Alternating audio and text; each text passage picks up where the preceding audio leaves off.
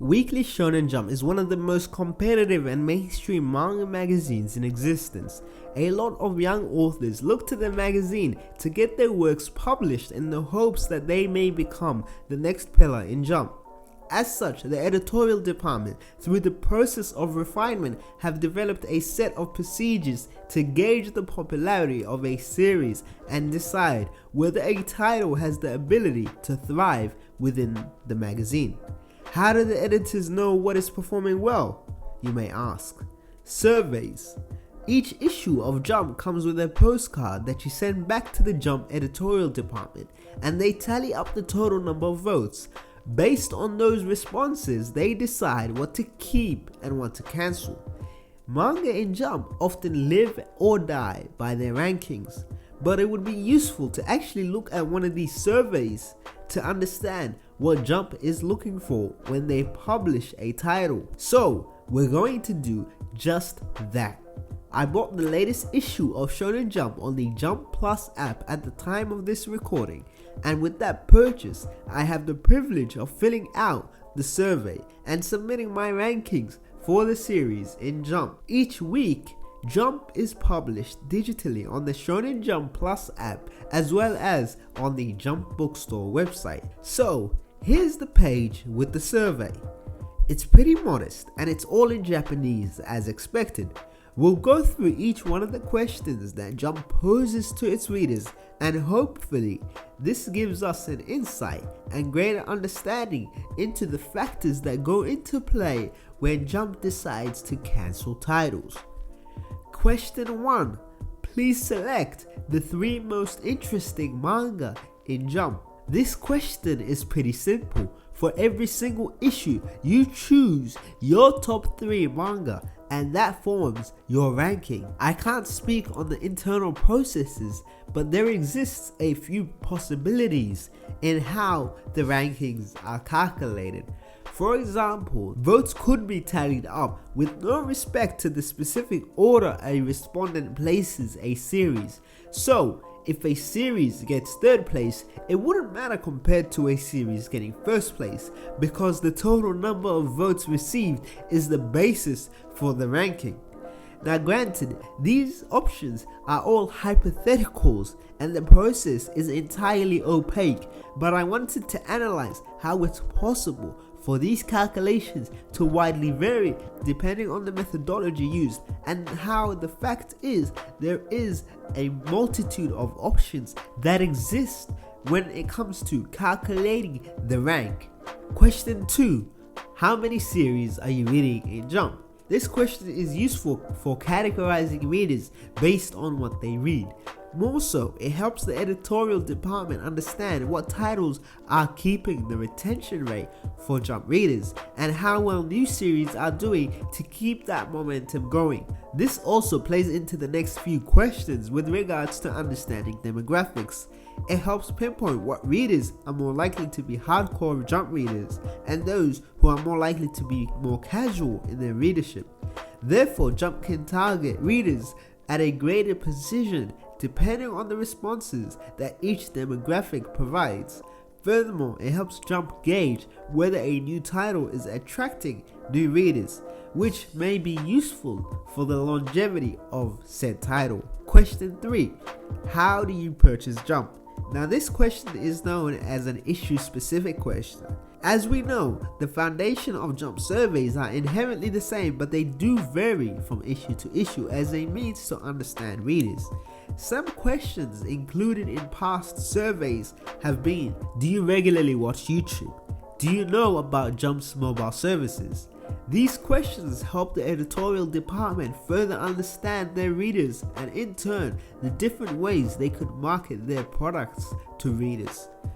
With regards to this specific question included in this issue of Jump, by understanding the nuances between their digital readers and their print readers, they're able to gauge how best to approach each one of those readers, as well as what titles are more likely to be popular with digital readers versus paper readers, and vice versa.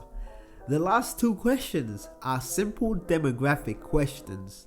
Question 4. What is your age? Question 5.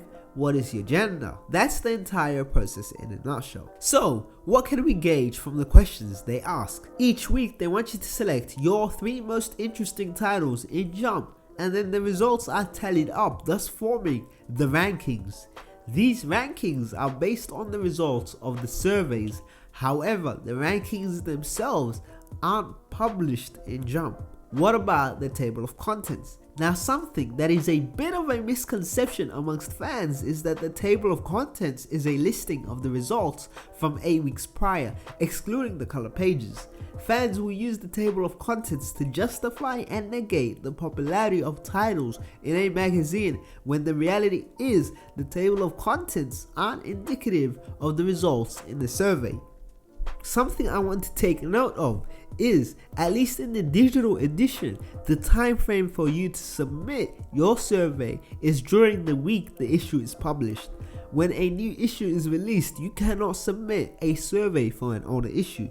So whilst it does take some time for the paper issue responses to get back to the editorial department, the digital responses are pretty much instantaneous, and it would be likely that the processes in place to deal with the physical edition are as efficient as possible. The former editor-in-chief of Shonen Jump and editor of Fist of the North Star, Nobuhiko Hori, says the reader survey system can lead to a series cancellation as early as 3 weeks after its debut. How, you may wonder? If a new series is launched, its popularity can be gauged through the responses from all the serialization debuts. If a series cannot hit a baseline in terms of votes, then editors can decide whether it lives or dies. This is thanks to the sheer number of series that have debuted in Jump over the past 50 years, which allows the editorial department to have a clear insight on the popularity of a new serialization. Admittedly, the reader survey system has its drawbacks. There are also cases where manga go up in popularity little by little, and that fact is sometimes overlooked. Hori said that the standard for cancellation is 10 weeks, but some series start to gain popularity by the 7th or 8th week. Hori believes Shonen Jump's practice of deciding to end manga early is a disadvantage to works that develop slowly. However, the decision isn't always so black and white. Creator of Kochikame, Osamu Akimoto, says surveys weren't the only thing the editorial department used to determine what would be serialized.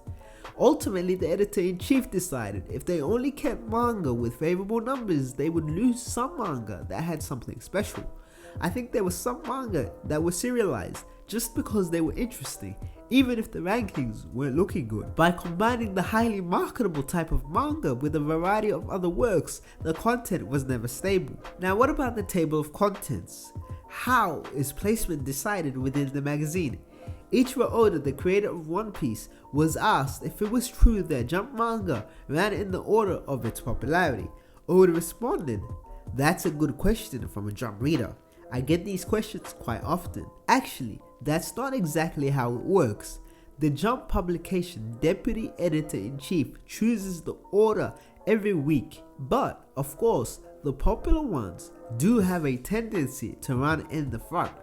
The vice editor-in-chief promotes certain comics on certain weeks depending on the mood.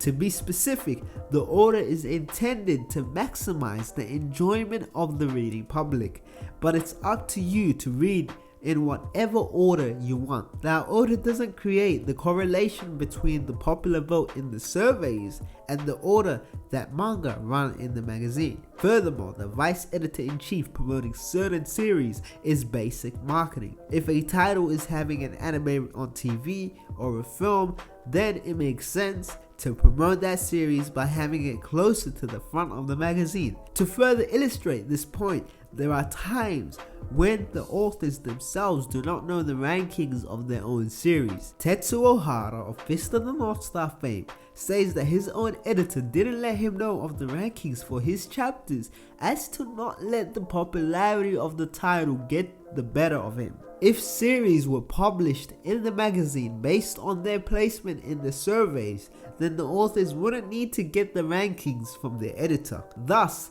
it's important to understand Whilst the table of contents are a good indicator of popularity, it's not the be-all, end-all for Jump manga in the magazine. There are aspects that are opaque about the survey process, but there is enough evidence to refute the idea that the table of contents have a one-to-one relation with the survey.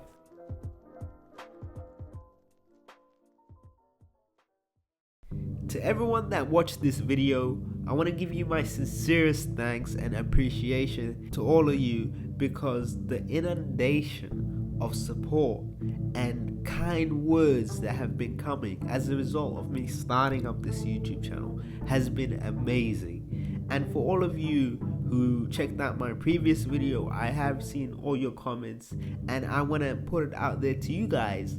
If you have any suggestions for me in terms of what content you would like to see covered in this channel, feel free to leave a comment down below. I know this was also a suggestion by a few people in the community. You can always hit me up on Twitter. I'm very active on Twitter, as well as my YouTube section. I do see all your comments. So once again, I just want to give you my sincerest thanks and appreciation. If you like this video, feel free to subscribe. Let me know, that you enjoyed this content and what you want to see more of in the future. I am brainstorming a few things, and I do have a few things I'm working on at the moment. So let me know if you're interested in this content, and kind of give me a kickstart to keep churning out these videos one by one. Thank you once again for watching.